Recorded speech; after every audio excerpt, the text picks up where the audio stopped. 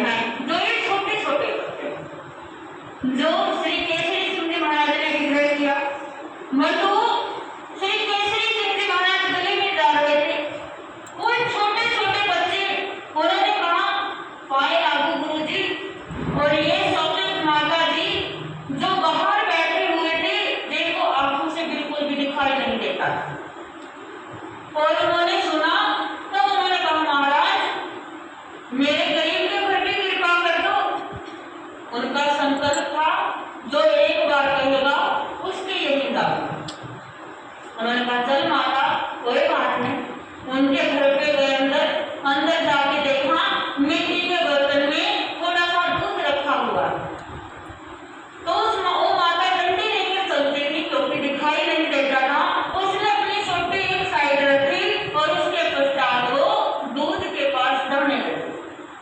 श्री केसरी सिंह जी महाराज ने कहा माता सावधानी से देख कर देना, कहीं कोई अनिधि ना हो जाए, कहीं कोई संकट ना हो जाए। बंधुओं कहते हैं जैसे ही वो माता दूध के लुटिया के पास पहुंची, उनकी जैसे ही दूध के हाथ लगाया उनकी आंखों की रोशनी आ गई। बोले श्री केसरी सिंह जी महाराज की जैसे ही उनकी आंखों की रोशनी आई, उन्होंने कहा गुरुदेव आपकी बड़ी कृपा हुई।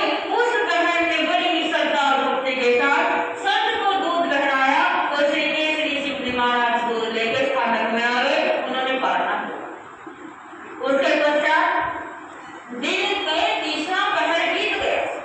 जब तीसरा पहर बीता, समाज के लोगों को चिंता हुई। समाज के लोग माया राशि महाराज के पास आए, गुरुदेव तपस्वी जी ने पालना नहीं किया। तपस्वी जी तो पालना कर लिया। इतनी ही देर में ये बात फैल गई जहां से तपस्वी जी पालना लेकर आए थे कि उस माता जी की आंखों की रोशनी आ गई। जैसे ये बात फैली बंधुओं, वहां के जो समाज थी, वहां के समाज के लोग उनको तब केसरी कहने लगे कि देखो कैसी साधना है। एक तो होता है बंधु चमत्कार स्वयं होना, और एक कोई कहते चमत्कार करके दिखाओ। चमत्कार कोई करने की चीज नहीं होती, चमत्कार तो स्वयं होता है। और श्री केसरी सिंह जी महाराज ने कोई चमत्कार थोड़ी ना दिखाया था, क्योंकि स्वयं हुआ था। और कोई कहते थे कि हमें तो चमत्कार दिखाओ। चमत्कार ऐसे नहीं होता। जैसे मैंने आपको पहले भी सुनाया था, सोमा सती ने जो सर्प का हार बनाया था बंधु, वो स्वाभाविक चमत्कार हुआ था। लेकिन